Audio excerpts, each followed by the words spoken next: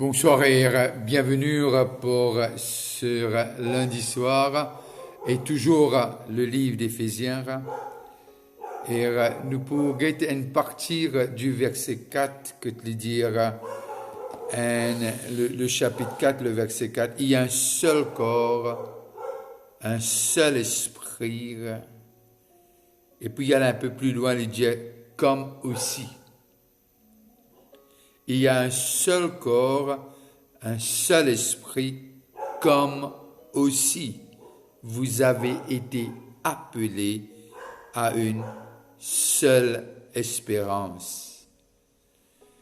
Et ce soir, je tiens envie qui peut-être nous focalise un peu sur une seule espérance. Mais mon content, ça quelques mots qui suivent là, qui viennent avant lui, qui précèdent là, comme aussi. Qui veut dire, Paul amène le peuple d'Éphèse comprendre quelque chose. Et il commence par un corps, il vient un esprit. Moi, j'ai envie de saluer tous ceux qui peuvent nous localement et à l'étranger, et que Dieu bénisse la lecture de sa parole et bénisse ce moment. Et là, on arrive qui trouve Paul de ce qu'il lui prend un corps, lui cause un esprit. Et puis, après, il y a le dire comme aussi. Qui veut dire, ce qui précède comme aussi là, est très très important parce que de ça corps là, d'un seul esprit, nous piale vers une seule direction. Et il appelle ça une seule espérance. Et à la fois l'espérance et l'amour, mais ce qui peut demeurer, c'est l'amour. Parce que l'espérance, lorsqu'on arrive à vivre lire, nous n'est plus pour besoin de lire.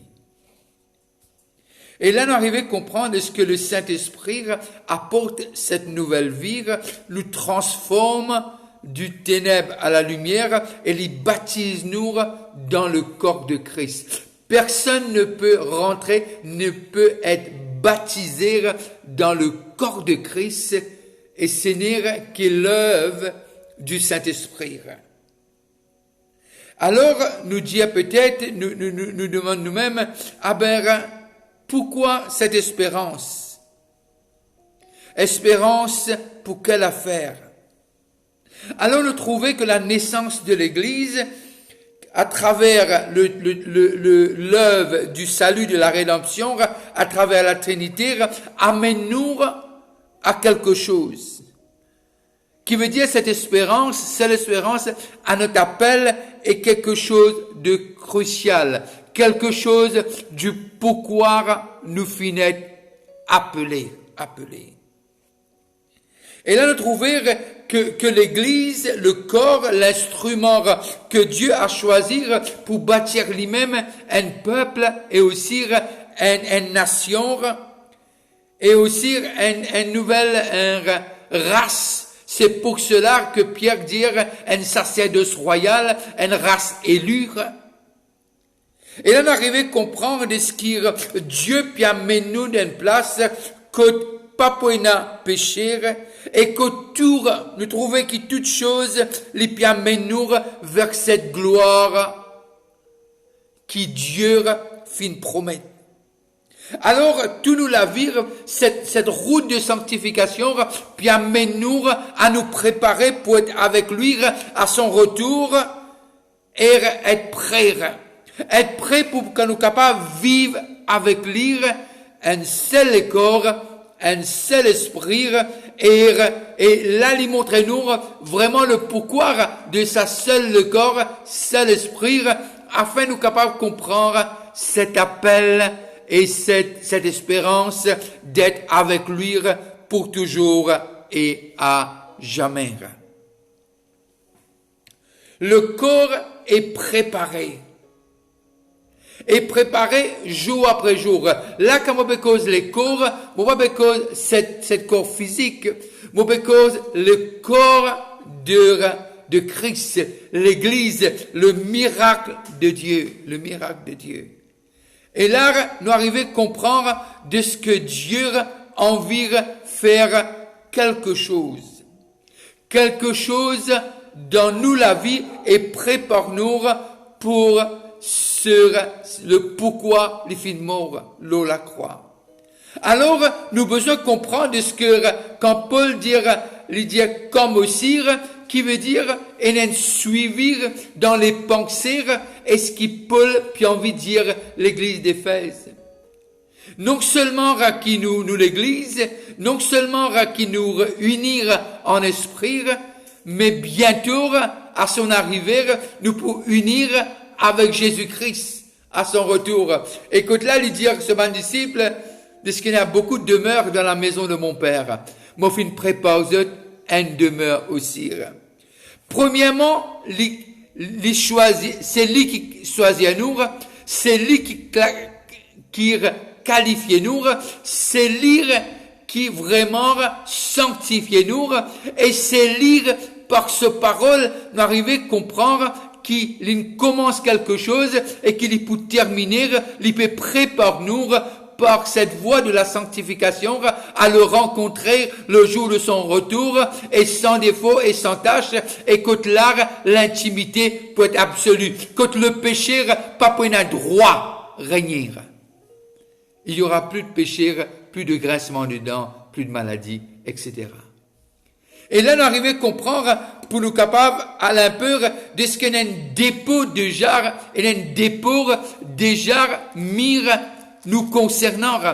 Le chapitre 1er d'Éphésiens, le verset 13 et 14, et qu'est-ce qu'il dit nous? En lui vous aussi, après avoir entendu la parole de la vérité, l'évangile de votre salut, en lui vous avez cru et vous avez été scellés du Saint-Esprit qui avait été promis, lequel est un gage, c'est un dépôt de notre héritage pour la rédemption de ce que Dieu s'est acquis à la louange de sa gloire.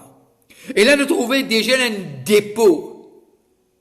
Et vraiment, cette espérance montre-nous de ce que nous piale vers quelque chose que Dieu a déjà décidé, préparer, établir, et le prix est complet. C'est pour cela qu'il dit au Père, j'ai terminé.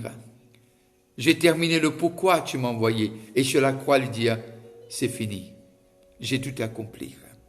Et là, nous arrivons à comprendre, déjà, il y a un dépôt qui garantit nous cette espérance.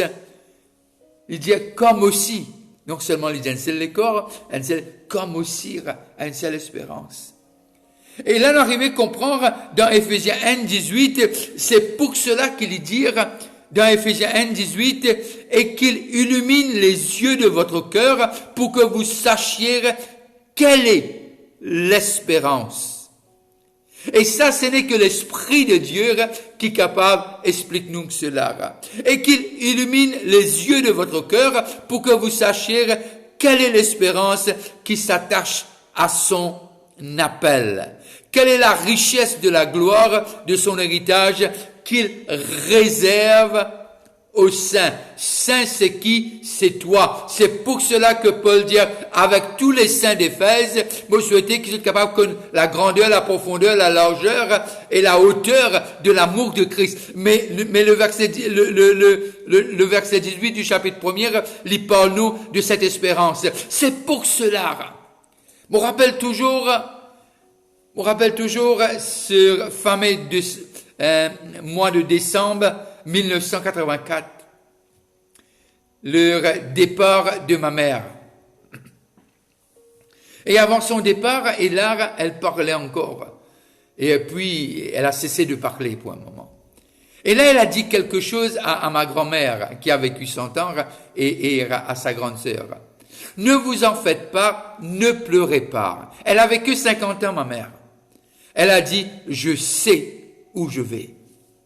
Il est très, elle savait ni lire ni écrire, mais dans son cœur, l'Esprit de Dieu l'avait saisie.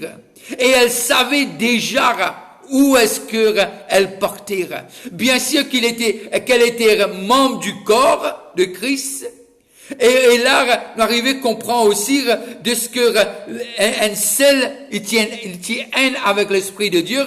Alors, il connaît ce départ, il pour, c'est une affaire de quelques jours. Alors, il dit à ma grand-mère que, pas pleurer, me connaît, que me pialer. Qui veut dire déjà, même bien qu'il est très, les yeux de son cœur étaient illuminés par l'Esprit qui a mis ce dépôt en elle, sachant que son avenir n'est pas 6 pieds sous terre, mais son avenir est avec Jésus pour l'éternité. Je peux jamais oublier ce fameux mois de décembre 1984. Or, quelle femme de foi. Or, elle nous a expliqué, et cette parole ne m'a pas laissé, bien que le Thessaloniciens nous parle de ce que il faut pas que nous soyons dans l'ignorance, mais là, Paul nous fait comprendre comme aussi, non seulement un seul le corps, un seul la foi, un seul esprit, comme aussi cette même espérance. Paul veut expliquer cela à l'église d'Éphèse, afin que cette église puisse comprendre ce qui est ici-bas est passagère. 70, 80, ou pour d'autres 81 ans, ou d'autres encore 90, mais peu importe, mais ce n'est que limité lorsque nous comparons à l'éternité. L'éternité qui veut dire il n'y a pas de fin. Et non seulement pas de fin, mais pas de fin aussi du bonheur, pas de fin de la paix, pas de fin de la joie, pas de fin. Et là, nous vivons avec Dieu. Pas de tribulation, pas de conflit. Et là, nous pouvons prendre, être vraiment déjà la terre prépare nous pour être des vrais adorateurs. Et là, que nous sommes capables d'adorer lire, célébrer lire et acclamer lire. Alors, mon vie, adresse-moi à toi. Très souvent de fois, nous, la race humaine, nous essayons toutes choses ici-bas, nous essayons d'extrapoler et nous pitoyons quelque chose de banal, de passagère. Moi, parce que dans le fleuriste ce soir, et voilà, et me connaît que Jésus-Christ n'est pas Seigneur dans sa vie encore. Et elle m'a dit quelque chose. Elle m'a dit, Monsieur Abadour, de ce que il y a des gens qui sont pires que nous. Alors j'ai dit à cette dame, il nous faut être reconnaissant de ce que Dieu nous a bénis. Et là, j'arrive à comprendre de ce que Paul positionne l'Église, afin que l'Église puisse savoir. Non seulement que lui va partir bientôt, mais partir, c'est pas la fin. Non. Partir, c'est passer de ce monde à l'autre, là où il nous attend. Là où ce corps, à son retour, ce corps sera glorifié. Et là, de ce que vraiment, il dit comme un mentor, ce monde sera roulé. Et là, ce qui est mortel passera sur l'immortalité. Et là, ce qui est passagère viendra éternel. Et parce que Dieu nous a promis l'éternité avec lui. Lorsqu'il a créé Adam et Ève, il a créé Adam et Ève comme lui pour l'éternité. Pour l'éternité. Alors Paul insiste et fait croire, non seulement chapitre après chapitre, verset après verset, et que l'église d'Éphèse puisse comprendre quelque chose. Ce qui est ici-bas, bien qu'il nous promet la joie ici-bas et la paix, parce qu'il nous a dit qu'il a vaincu le monde, et qu'il est avec nous, et que nous ne sommes pas seuls, et que plus fort est celui qui est en nous que celui qui est dans ce monde, et ça c'est pour la terre. Maintenant l'éternité, c'est avec lui. Or, on n'aura plus besoin des âmes. Non. Oh non. On vivra avec lui. Quand je parle des âmes, je parle selon toujours Éphésiens. Mais là, ce que je veux vous dire, ce que Paul veut nous enseigner, comme aussi cette espérance. Alors l'appel en lui-même, il y a non seulement appelé à être dans le corps de Christ, appelé à être unis en esprit, mais appelé aussi à cette espérance. Je parlais à un jeune homme, et le jeune homme me dit, non, j'ai pas peur. J'ai pas peur. J'ai pas peur parce que je sais, il m'a fait cette promesse. J'ai pas peur parce que je sais que je suis rassuré. Et mon lendemain est rassuré avec lui. Et lorsque nous guettons un petit coup Paul maintenant, dans le livre de Philippiens, le chapitre 3 et le verset 13 et 14.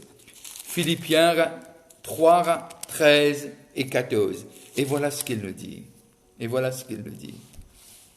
Frère, je ne pense pas l'avoir saisi. Saisi quoi? Saisi quoi? Frère, je ne pense pas l'avoir saisi. Mais je fais une chose. Oubliant ce qui est en arrière et me portant vers ce qui est en avant. Je cours vers le but. Quel but? L'espérance de cet appel. Je cours vers le but pour remporter le prix de la vocation, de l'appel céleste de Dieu en Jésus-Christ. Et Paul nous explique de ce que déjà lire et force lire pour donner tout ce qui est là pour focaliser lire sur cette espérance qui est attachée avec l'appel. On ne peut pas dissocier cette espérance avec l'appel. On ne peut pas dissocier cette espérance avec l'unité rester en l'unité avec l'Esprit Saint. On ne peut pas dissocier cette espérance avec un seul corps. On ne peut pas dissocier cette espérance avec l'unité sur la terre et en esprit avant tout. Et là, Paul dit, mes frères, je ne pense pas l'avoir saisi. Qui veut dire, Paul, il peut toujours aller de l'avant. Je cours. Courir, nous pas retourne en arrière. Courir veut dire, nous lisiez les fixer. L'aura un objectif. Et l'objectif de Paul, c'est cette espérance avec son Seigneur. Le Seigneur qu'il a rencontré sur le chemin de Damas. Oh, l'Église, Dieu nous aime tellement. Il veut pas se séparer de nous. Pour que l'on puisse être avec lui. Son Fils est descendu afin que nous, on puisse monter et par la foi en Jésus-Christ assis à la droite de Dieu. L'espérance, c'est vivre avec lui pour l'éternité. Or, c'est ça. On n'a pas été appelé que pour des choses banales, mais on a été appelé pour ce qui est concret et pour ce qui est spécial concernant son corps, l'épouse de l'Église de Jésus-Christ. Alors, pour nous capables, tous ceux qui finissent être tout un athlète, mort constamment, un qui dans l'entourage, il y a un athlète, et moi lire tous les jours, les veillées qu'il y mangeait, les veillées quand il a dormi, et les veillées qu'il a levé, qui était l'exercice d'y faire. Et là, m'arrivé à réaliser de ce qu'est une discipline à être membre dans le corps de Christ. Et une discipline. Si nous sommes capables de maîtriser nous la langue, nous sommes capables de maîtriser nous les corps. Je le redis. Si nous sommes capables de maîtriser nous la langue, nous sommes capables de maîtriser nous les corps. La mort et la vie sont au pouvoir de cette langue. Alors, lorsque nous causons les promesses de Dieu, lorsque nous causons la parole de Dieu, quelque part, ce qu'il nous peut faire, nous peut prophétiser lors de nos journées, nous peut prophétiser dans cette air, cette atmosphère dans laquelle nous trouvons. Et déjà, c'est positif. Oh, j'attends. J'espère pouvoir dire, comme ma mère l'a dit, ne pleurez pas, je sais où je vais. Je vais m'arrêter là pour ce soir, comme aussi cette espérance d'être avec lui pour toujours. Que Dieu vous bénisse. Je vous dis bonne fin de soirée. Et surtout que la lumière de sa face continue à briller aux yeux. Ne dis pas c'est pas possible. Tout est possible à Dieu. Tout est possible à celui qui croit. Tout est possible à celui qui est en Christ. Tout est possible à ce Dieu omnipotent, omniprésent, omniscient. Et c'est ça ton héritage, qu'il fera au-delà de ton imagination et même de ce que tu penses ou tu peux demander. Alors, que le Seigneur te bénisse. Je te bénisse au nom de Jésus-Christ, celui qui est plus grand, plus fort, plus puissant. Et que sa présence soit tangible dans ton cœur et dans ta maison. Alors, je dis bonsoir à ceux qui peuvent nous localement et ceux qui peuvent nous à l'étranger. Continuez à prier pour nos pays. Si tu as un moment, prie pour moi. Alors, si vous passez à table, je vous dis bon appétit. Demain soir, on se rencontre à 8h. Bye bye et à demain soir.